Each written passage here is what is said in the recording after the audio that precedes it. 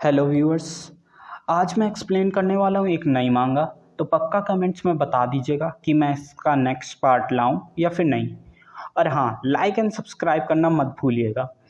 तो इस मांगा की शुरुआत होती है, हमें एक दुनिया के बारे में बताया जाता है कि इस दुनिया में हर एक टाइप के मॉन्स्टर्स और डीमन एग्जिस्ट करते हैं। और ये दुनिया एक टाइप का बैटल फील्ड है जहाँ पर आपको सरवाइव करने के लिए हमेशा ही फाइट करते रहना रहता है।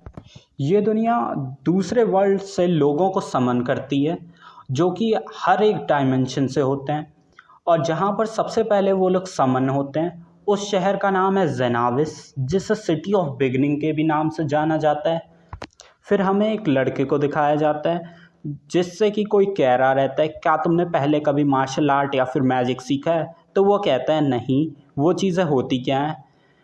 तो फिर वो इंसान दिखाया जाता है, वो कहता है इसका मतलब तुम पक्का ही 9 क्लास होते होगे। तो फिर वो लड़का 9 क्लास से कुछ समझ नहीं पाता। तो फिर वो इंसान बताता है कि ये सिर्फ एक टर्म है जो कि फिर मैं तुम्हें बाद में एक्सप्लेन कर दूंगा। वैसे अभी तुम्हारा नाम क्या है? तो फिर वो लड़का बताता है कि मेरा नाम ली संगमिन है और यही हमारे सीरीज़ का एमसीबी है। तो फिर आज से मैं इसे मेन करेक्टर ही बुलाने वाला हूँ। तो फिर वो इंसान कहता है कि ली संगमिन, मैंने जबकि अब तुम्हें देख लिया तो मैं तुम्हें यहाँ पर ऐसे अकेले नहीं छोड़ सकता। तुम पक्का ही भूखे होगे, क्यों ना हम खाते खाते बात करें। मैं तुम्हें इस जगह का एक रफ एक्सप्लेनेशन बता दूंगा। तो फिर हमारा एमसी ये सुन के थैंक यू उससे कहता है।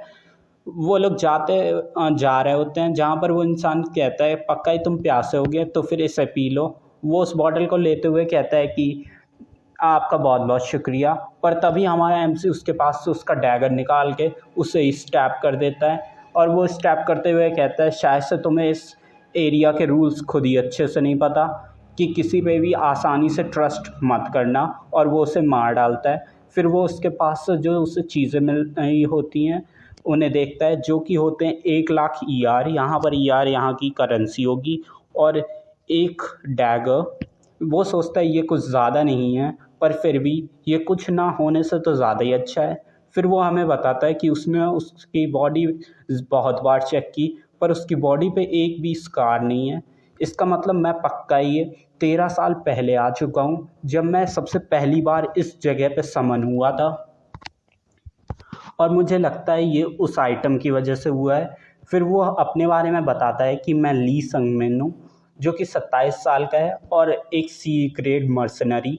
मैंने एक कॉमन लोअर क्लास लाइफ जी है क्योंकि मेरे पास कोई भी टैलेंट नहीं था और ना ही कोई बैकग्राउंड, तो मैं टॉप पे बिल्कुल भी नहीं पहुंच पाया। मैं हर टाइम अपनी लाइफ को चेंज करने के लिए कुछ ना कुछ ढूंढता ही रहा।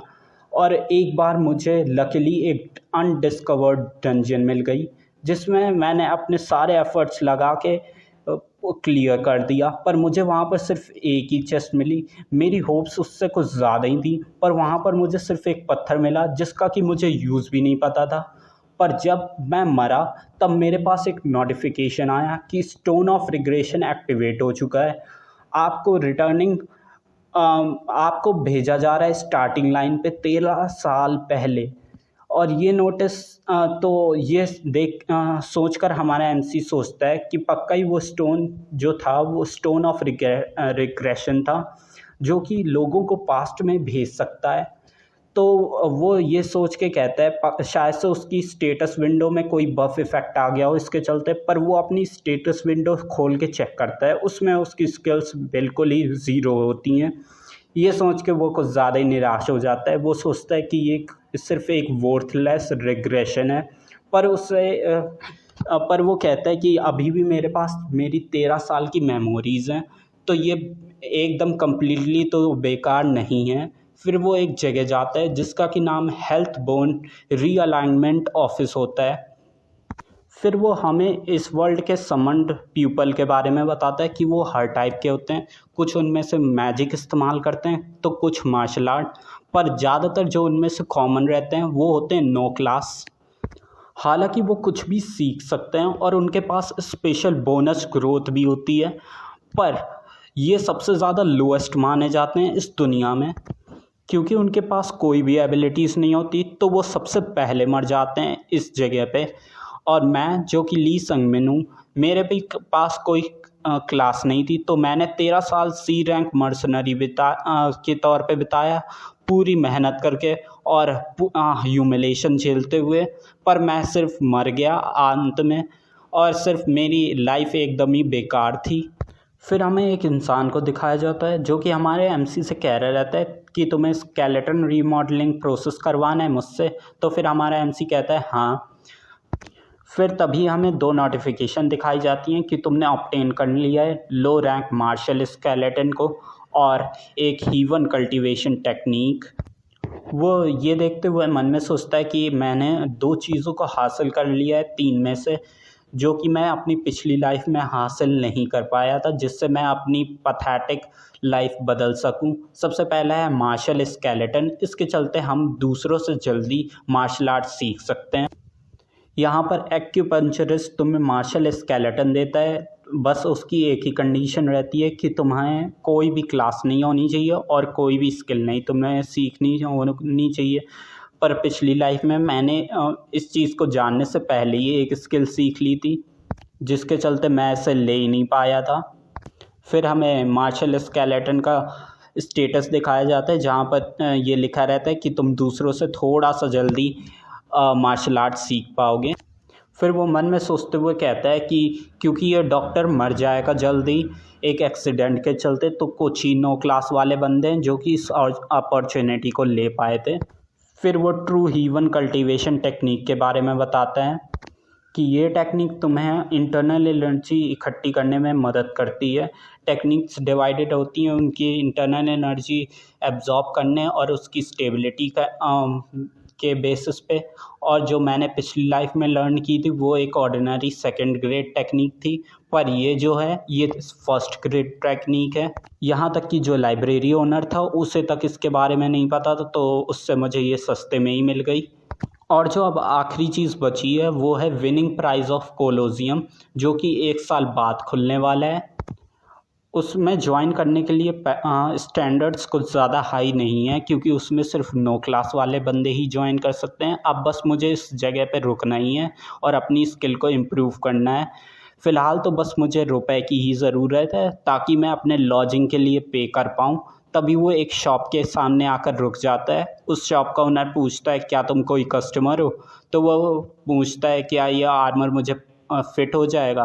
तो वो शॉपकीपर बताता है कि हाँ शायद से ये तुम्हारे जैसे एडवेंचरर्स के लिए एकदम ही परफेक्ट होता है। तुम्हें इन चीज़ों में से जो भी चाहिए वो तुम बताओ मुझे। तो फिर वो एक आर्मर, एक स्पीयर और 2 डैगर मांगता है। तो फिर वो शॉपकीपर पूछते हैं क्या तुम्हारे पास इतने रुपए भी हैं? तो फिर वो उसे बताता है मेरे पास सिर्फ 60,000 ER बचे हैं। तो ये सुन के शॉपकीपर हंसते हुए कहता है कि यहाँ से निकल जाओ बच्चे, ये इन सब की प्राइस ही 3 लाख ER है। तो फिर हमारा एमसी उससे पूछता है क्या तुम मुझे इन्हें उधार नहीं दे सकते? तो फिर वो कहता है यहाँ से भाग जाओ वरना मैं तुम्हें पीटूँगा। फिर हमारा एमसी कहता है तो फिर तो मैं कुछ भी नहीं कर सकता। फिर वो कहता है तो फिर तुम मेरे कपड़े ले लो, तो अगर तुम इन्हें एक अच्छी सी दुकान पे बेच दोगे, क्योंकि मेरी डायमेंशन में ये कपड़े कुछ ज़्यादा ही डेवलप हो चुके हैं, तो फिर तुम्हें अच्छा खासा फंड मिल जाएगा। एटलीस्ट तुम्हें 3 लाख ER तो मिल ही जाएंगे। ये सुन के शॉपकीपर हंसने लगता है। वो कहता है तुम तो एक 9 क्लास हो और इतने ज़्यादा यंग भी, तुम होप कर रहे हो कि मैं तुम्हें ये सारी चीज़ें इतने ज़्यादा चीप में बेच दूंगा। तो फिर हमारा एमसी कहता है ठीक हाँ मैं इसे अप्रिशिएट करूँगा अगर तुम ऐसा कुछ कर दोगे।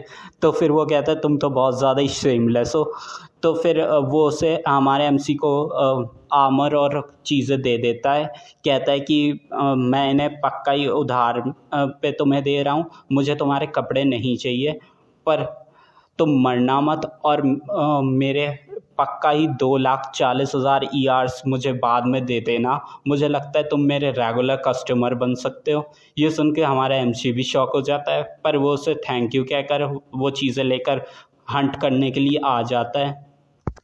वो हमें बताता है कि सर्वाइवल रेट बहुत ज़्यादा डिपेंड करता है तुम्हारे आर्मर पर, भले ही वो लाइट आर्मर ही क्यों ना हो। फिर वो उस शॉपकीपर को याद करते हुए कहता है कि ये शहर कोई ऐसा नहीं है जहाँ पर कोई इतनी आसानी से फेवर करे, शायद से मैं कुछ ज़्यादा ही लकी हूँ इस लाइफ में, या फिर नहीं वो मेरे पीछे से भी हमला कर सकता है, तो मुझे इस चीज़ को भी ध्यान में रखना चाहिए।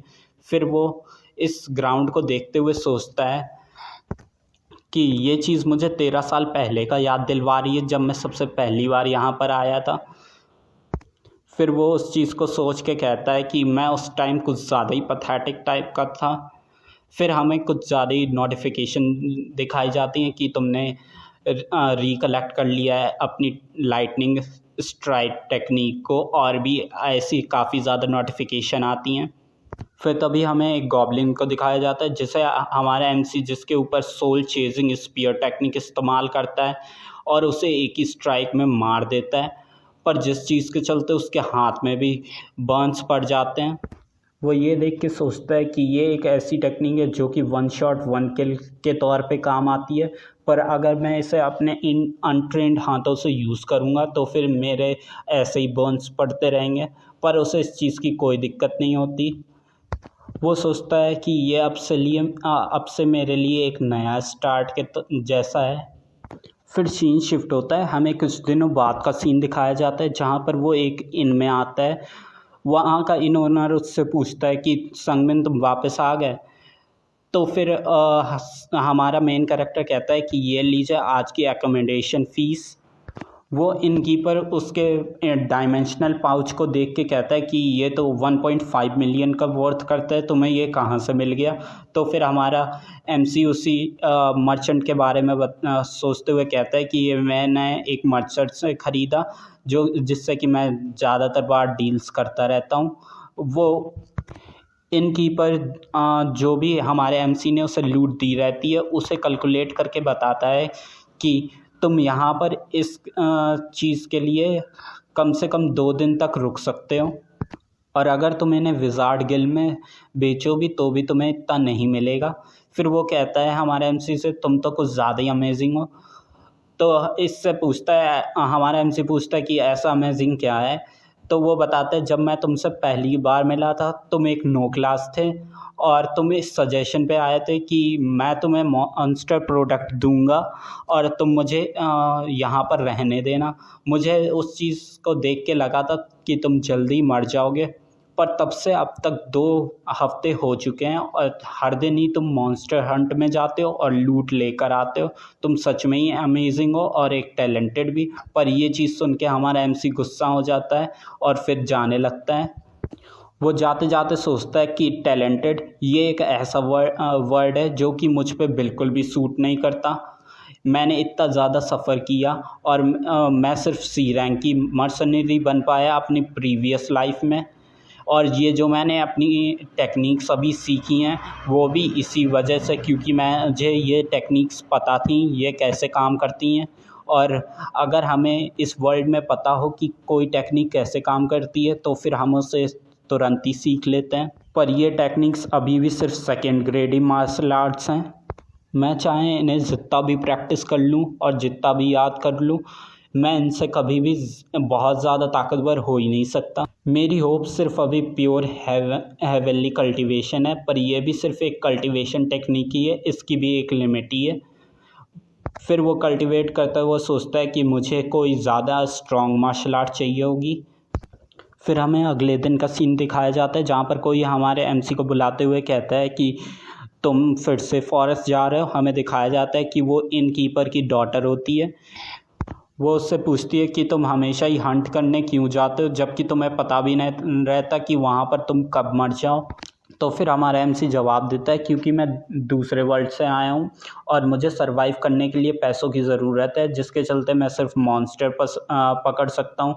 तो फिर ये सुनकर उस इनकीपर की बेटी उसके ऊपर चिल्लाते हुए कहती है क्या तुम कोई पागल हो, हालांकि तुम दूसरे वर्ल्ड से आए हो पर फिर भी तुम यहाँ पर दूसरी भी जॉब्स कर सकते हो। मेरे डैड तुम्हें ज़्यादा ही पसंद करते हैं तो फिर तुम हमारे इनमें ही जॉब कर सकते हो। तो फिर हमारा एमसी जवाब देता है कि मुझे कुक और क्लीन करना आता ही नहीं है। फिर वो लड़की उससे कहती है कि मुझे समझ नहीं आता तुम अपनी लाइफ को रिस्क में क्यों डालते हो, जबकि तुम यहाँ पर आसानी से सीख सकते हो कि ये सारे काम कैसे किए जाते हैं। तो फिर इस चीज़ का कोई हमारा एमसी जवाब नहीं देता। वो जाते हुए कहता है कि मैं डिनर तक आ जाऊँगा। फिर वो अपनी पिछली लाइफ को याद करते हुए कहता है कि पिछली लाइफ जैसा जीना, दूसरों के लिए कॉम्प्रोमाइज़ कर लेना, पर अब मुझे उस जैसी लाइफ नहीं जीनी है। मैं कुछ भी करूँगा अपनी प्रीवियस लाइफ से बेटर लाइफ जीने के लिए।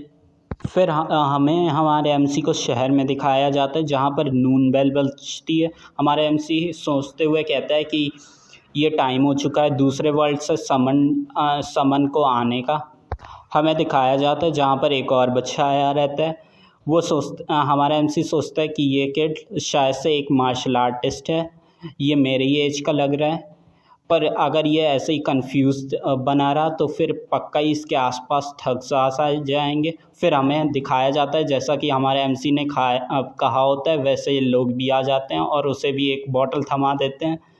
पर ये देख के हमारा एमसी सोचता है कि इस चीज़ का मुझसे कोई भी लेना देना नहीं है और वो जाने लगता है। पर तभी वो किसी से टकरा जाता है।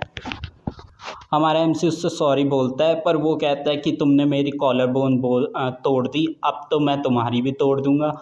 तो फिर वो हमारे एमसी को एक तेज़ का पंच रख देता है और सिटीजन्स अगर कुछ देखते भी हैं तो फिर वो बंदा कह देता है कि इसने मेरी हड्डी तोड़ दी, तो फिर अब मैं इसे सिर्फ एक लेसन सिखा रहा हूँ। ये सुन के बाकी सारे लोग यहाँ से चले जाते हैं। वो जो बंदे उस लड़के को पानी दे रहे रहते हैं वो भी इस बंदे से जिसने हमारे एमसी को मारा रहता है उससे पूछते कि उधर तुम क्या कर रहे हो हुआंग। तो फिर वो कहता है कि इसने मेरी कॉलर बोन तोड़ दी, अब मैं इसकी भी हड्डी तोड़ दूंगा।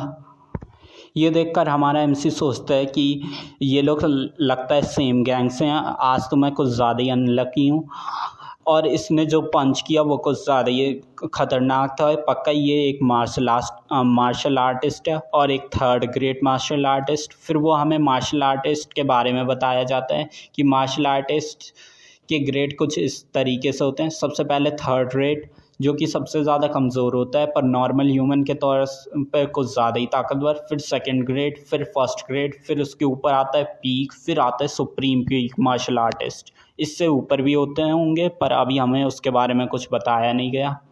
हमें बताया जाता है कि ली संगमिन जो कि अभी रिग्रेस्ड हुआ है वो अभी भी थर्ड ग्रेड मार्शल आर्टिस्ट नहीं बना है।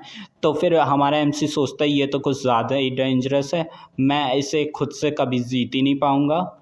और यहाँ के पीपल तो कुछ ज़्यादा ही हार्टलेस होते हैं, तो उनमें से तो किसी की मदद करने की बात तो छोड़ ही दो। फिर तभी वो हमारा एमसी उस लड़के से चिल्लाते हुए कहता है कि उस ड्रिंक को बिल्कुल मत पीना क्योंकि उसमें पैरालिटिक पॉइज़न है। ये सुन के वो लड़का थोड़ी देर के लिए रुक जाता है। वो हमारा एमसी सोचता है कि वो कुछ ज़्यादा ही यंग लग रहा है तो मैं उससे इतनी भी ज़्यादा बड़ी मदद एक्सेप्ट नहीं कर पाऊँगा, पर वो मुरीम से है तो फिर वो पक्का ही कुछ कर पाएगा। वो लड़का फिर उस पानी को फेंकने लगता है। वो इंसान जो कि हमारे एमसी को मारा रहता है वो कहता है कि तुम इतने ज़्यादा डिसेंट लग रहे हो पर फिर भी तुमने इतनी ज़्यादा स्टूपिड चीज़ कर दी। वो हमारे एमसी पे अटैक करता है पर हमारा एमसी उससे डॉच करके उसके ऊपर अटैक कर देता है अपनी कोहनी से और फिर अपने पाल्म स्ट्राइक मारता है उसके ऊपर। पर हमें दिखाया जाता है वो इंसान फिर हंसने लगता है और कहता है कि मुझे लगता है कि तुमने थोड़ी बहुत मार्शल आर्ट सीखी है पर वो मेरे ऊपर बिल्कुल भी काम नहीं करेगी। हमें दिखाया जाता है वो इंसान बिल्कुल ही ठीक रहता है। फिर हमारा एमसी मन में सोचते हुए कहता है कि इसने पक्का ही कोई एक्सटर्नल आर्ट सीखी है, इसकी बॉडी कुछ ज़्यादा ही टफ़ है। अभी मैं तो बच्चा आऊँ और मेरे बोन्स और मसल्स भी इतनी ज़्यादा टफ़ नहीं है जो कि मैं इसे हर्ट कर पाऊँ। फिर तभी हमें दिखाया जाता है कि वो लोग भी उस बच्चे के ऊपर जो आया होता है उसके ऊपर अटैक करने लगते हैं क्योंकि उन्हें डर रहता है कि सिक्योरिटी गार्ड्स ना आ जाएं।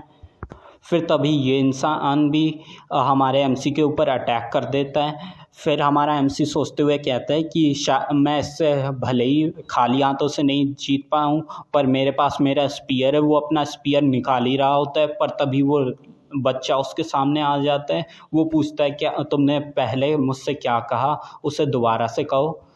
ये देख के हमारा एमसी भी कुछ ज़्यादा ही शॉक हो जाता है कि वो उसके इतने पास कब आ गया, पर वो इंसान उसके ऊपर अटैक कर रहा रहता है। तो फिर वो बच्चा सिर्फ एक ही पाम स्ट्राइक से उस इंसान को दूर उड़ा देता है। वो कहता है तुम्हारी हिम्मत कैसे हुई मेरी बातों के बीच में इंटरप्ट करने का। ये देख के हमारा एमसी शॉक हो जाता है क्योंकि उसने उस स्ट्राइक में इंटरनल एनर्जी इस्तेमाल की होती है और इंटरनल एनर्जी सिर्फ पीक मास्टर्स इस्तेमाल कर सकते हैं।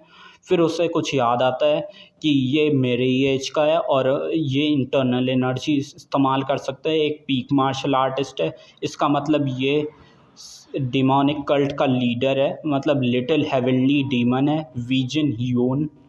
फिर तभी वो लड़का उससे हमारे एमसी से कहता है कि मुझे इस जगह के बारे में नहीं पता, क्या तुम मुझे इसके बारे में बता सकते हो। फिर हमें डिमोनिक कल्ट के बारे में बताया जाता है कि वो एक अनऑर्थोडॉक्स सेक्ट है जो कि पावर को ही वर्शिप करते हैं। जो उनमें से सबसे ज़्यादा स्ट्रांग रहता है वो कल्ट लीडर बनता है और उसे द हेवनली डीमन कहा जाता है। और ये बच्चा जो कि है वहाँ का यंग लीडर, और मेरी पिछली ज़िंदगी में भी ये एक पीक मार्शल आर्टिस्ट था जिसे कि निकनेम दिया गया था लिटिल हेवनली डीमन का। और हालांकि ये मेरे ही एज का था, पर मेरे बीच पिछली ज़िंदगी में और इसके बीच कुछ ज़्यादा ही बड़ा गैप था। और अभी ये मेरे ही सामने बैठा हुआ है। हमें दिखाया जाता है कि वो हमारे एमसी के घर में होता है, मतलब इनके कमरे में रहता है। वो अपने बारे में बताते हुए कहता है कि मैं वीजी ह्यून हूँ और मैं अभी 13 साल का हूँ। ये सुन के हमारा एमसी सोचता है कि ये मुझसे 1 साल छोटा है। फिर वो अपने बारे में बताता है कि मैं ली संगमिन हूँ, मैं अभी 14 साल का हूँ। फिर जो वीजी ह्यून होता है वो उससे कहता है कि तुमने मुझे कुछ ज़्यादा ही इंटरेस्टिंग चीज़ बताई है कि ये हमारे जो पिछला वर्ल्ड है उससे कम्प्लीटली डिफरेंट है और यहाँ पर कोई भी डिमोनिक कल्ट नहीं है। ये सुन के हमारा एमसी जवाब देता है हाँ। ये सुन के वीजी ह्यून हंसने लगता है और पूछता है कि तुमने वहाँ पर मुझसे क्या कहा था। तो फिर हमारा एमसी कहता है कि तुम्हें पानी नहीं पीना चाहिए क्योंकि उसमें पैरालिटिक पॉइजन था। तो फिर ये सुन के वो फिर से हंसने लगता है और कहता है तुम एरोगेंट हो और तुम मुझसे ऐसे बात करने की भी हिम्मत कर रहे हो। ये सुन के हमारा एमसी डर जाता है और झुकते हुए कहता है कि मुझे माफ़ करना, मेरा कोई इंटेंशन नहीं था यंग लीडर से ऐसे इनफॉर्मली बात करने का। ये कर तो वो रहा रहता है पर मन में सोचता है कि मैं अभी 13 साल के बच्चे के सामने झुका हुआ हूँ। फिर तभी यॉन उससे कहता है कि मैंने तुम्हें पहले मार्शल आर्ट इस्तेमाल करते हुए देखा। हमारा एमसी कहता है हाँ। तो फिर वो कहता है कि तुम बिल्कुल ही कचड़े थे उस मार्शल आर्ट को इस्तेमाल करते हुए, तुम्हारे जो मूव्स थे वो कुछ ज़्यादा ही बेकार थे और जिस तरीके से तुम मार्शल आर्ट इस्तेमाल कर रहे थे वो तो उससे भी ज़्यादा बेकार था। ये सुन के हमारा एमसी गुस्सा हो जाता है तो और वो उससे कहते हैं क्या मैं जान सकता हूँ तुम अभी कहने की कोशिश क्या कर रहे हो। फिर यॉन उससे कहता है कि अब से मैं तुम्हें मार्शल आर्ट सिखाऊंगा। ये सुन के हमारा एमसी शॉक पूरा, और फिर वो कहता है कि हाँ अब से मैं तुम्हें पर्सनली टीच करूँगा, चाहे तुम्हारे मूव्स कितने भी ज़्यादा बेकार हों पर मैं उन्हें अभी भी इम्प्रूव कर पाऊँगा। बस मेरी एक ही कंडीशन है। कंडीशन का नाम सुन के हमारा एमसी कुछ समझ नहीं पाता। तो फिर वो कहता है कि तुम्हें मेरा दोस्त बनना पड़ेगा। ये सुन के हमारा एमसी और ज़्यादा शॉक हो जाता है। अब हम अगले पार्ट में देखेंगे कि हमारा एमसी क्या डिसाइड करेगा और फिर आपसे मिलते हैं इसके अगले पार्ट में। पक्का कमेंट में बता दीजिएगा क्या मैं इसे कंटिन्यू करूं या फिर नहीं। और हाँ, लाइक कमेंट एंड सब्सक्राइब करना बिल्कुल मत भूलिएगा। Thank you.